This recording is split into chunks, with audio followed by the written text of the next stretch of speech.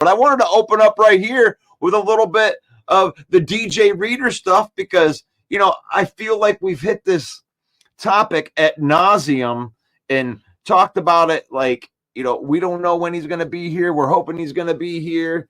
You got a discount on him, but the Brad Holmes always gets injured players, right? We've had that discussion in here before that just because they're injured doesn't mean that they're going to be injured.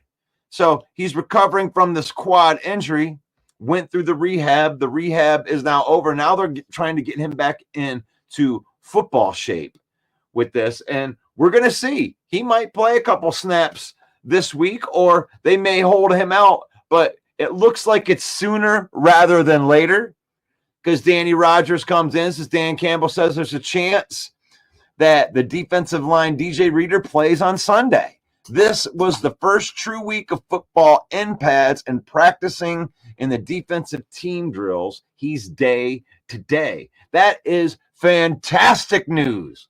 That is awesome, awesome news right there. That DJ Reader, even if he doesn't play this week, that shows you that he's a lot closer than what people thought he was going to be. They actually had came out and said that they didn't really expect him, and their whole plan was to have him by week 2.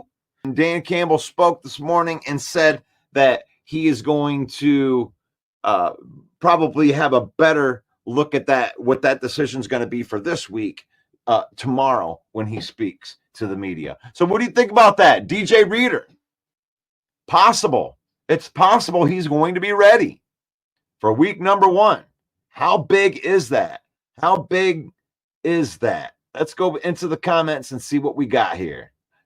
Reader has rehabbed this before. He may know the best. Yes, and that gave him an advantage. There's 2 things about the DJ Reader injury that I don't know if everybody understands. He tore a quad in 2020, and then rehab, came back, went to Cincinnati. They went to the Super Bowl that year. We know that. And then he tore his quad.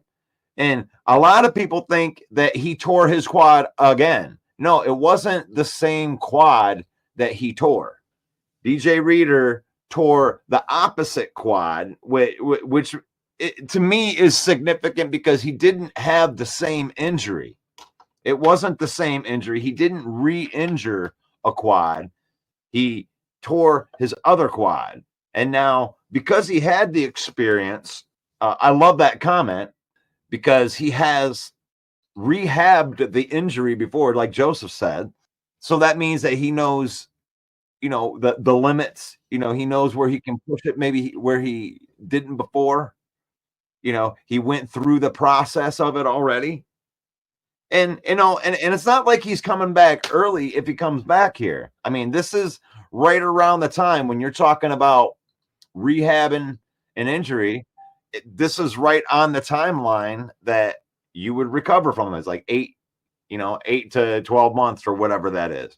So even if you're on the good side of that, it's not early. It's not like they're bringing him back early when it comes to this. So I love this. The impact that DJ Reader can have on this defense can't be understated because you have to understand last year it was just Aleem McNeil in there. And you're talking about a hodgepodge of like Benito Jones and Quentin Bohanna, and Isaiah Buggs was there for a cup of coffee.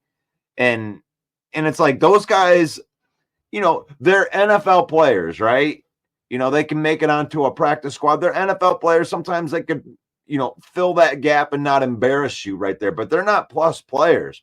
The upgrade that DJ Reader is over either one of those guys sitting him next to McNeil is, I don't even know. I mean, Aleem McNeil said he pictured destruction in the middle because I have no idea what that would look like. I mean, even to have a good player next to him, Kyle Pecco is better than any one of those 3 guys. Those other 3 guys are replacement level players. Like, they're not on an NFL roster. They might be on a practice squad somewhere, Quentin Bohanna, Benito Jones.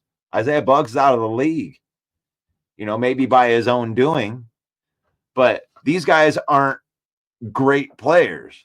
Nothing against Isaiah Buggs. I like what Isaiah Buggs did here. He filled the need. The need when you're going from a bunch of undrafted free agents in 2021 and you're trying to upgrade the roster. Some of those guys just kind of get squeezed out, and then the emergence of Levi Onwuzurike providing the depth. So I wanted to get into that part a little bit because the Lions did release their first unofficial depth chart